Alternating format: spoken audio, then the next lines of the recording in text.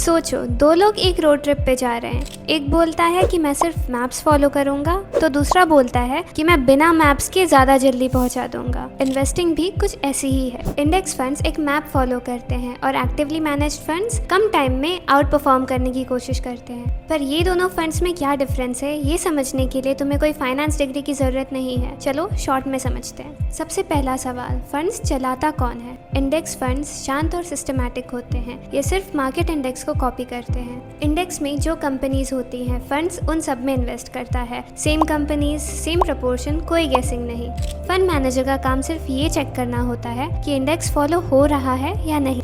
Actively managed funds बिल्कुल अलग होते हैं। यहाँ फंड मैनेजर हर टाइम डिसाइड करता रहता है क्या खरीदना है, क्या बेचना है और मार्केट से बेटर कैसे करना है। रिसर्च और प्रेशर काफ़ी होता है। ये कभी कभी काम करता है पर बहुत बार नहीं। अब बात करते हैं एक इम्पॉर्टेंट चीज़ की जो लोग बहुत बार इग्नोर कर देते हैं, फीस। इंडेक्स फंड्स काफ़ी लो कॉस्ट होते हैं। ना बड़ी रिसर्च टीम, ना सेलिब्रिटी फंड मैनेजर, ना ही कोई बड़ी मार्केटिंग। एक्टिव फंड्स ज़्यादा महंगे होते हैं। आप पे कर रहे हो फंड मैनेजर्स, एनालिस्ट्स, एड्स और बार बार बाइंग एंड सेलिंग के लिए। शुरू में ये ज़्यादा फील नहीं होता, पर फीस हर साल पूरे इन्वेस्टेड अमाउंट पे लगती है। चलो एक एग्जाम्पल के साथ इसका इम्पैक्ट समझते हैं। मान लो आपने 15,000 की SIP की। 30 साल बाद इंडेक्स फंड की कॉस्ट के हिसाब से आपका टोटल कॉर्पस होना चाहिए अराउंड 5.4 करोड़।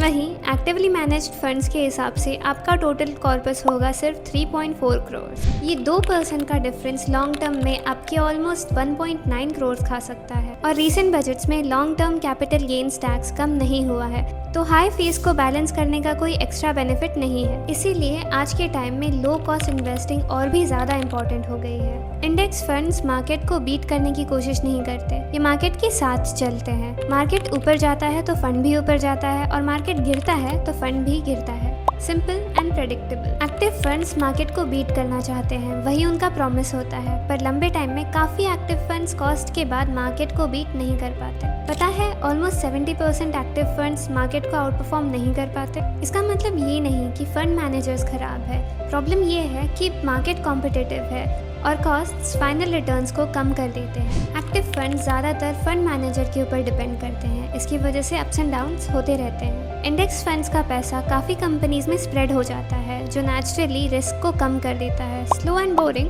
But effective. तो आपको क्या चूज़ करना चाहिए? अगर आप चाहते हो लो स्ट्रेस, लो एफर्ट और लॉन्ग टर्म ग्रोथ, तो इंडेक्स फंड्स SIPs के लिए काफ़ी अच्छे होते हैं। रिटायरमेंट प्लानिंग हो, लॉन्ग टर्म सेविंग्स हो या कोई भी गोल जिसमें ज़्यादा पेशेंस की ज़रूरत है, इसमें इंडेक्स फंड्स यूजफुल होते हैं। एक्टिव फंड्स भी काम कर सकते हैं अगर आप रिस्क समझते हो और स्ट्रैटेजी पे आपका स्ट्रॉन्ग भरोसा है। मोस्ट इन्वेस्टर्स के लिए इंडेक्स फंड चीज़ों को सिंपल रखता है। No past returns, no emotional decision. Index funds exciting नहीं होते पर पावरफुल ज़रूर होते हैं। ये आपको इन्वेस्टेड रहने में हेल्प करते हैं, अननेसेसरी कॉस्ट्स कम करते हैं और कंपाउंडिंग को स्मूथली काम करने देते हैं।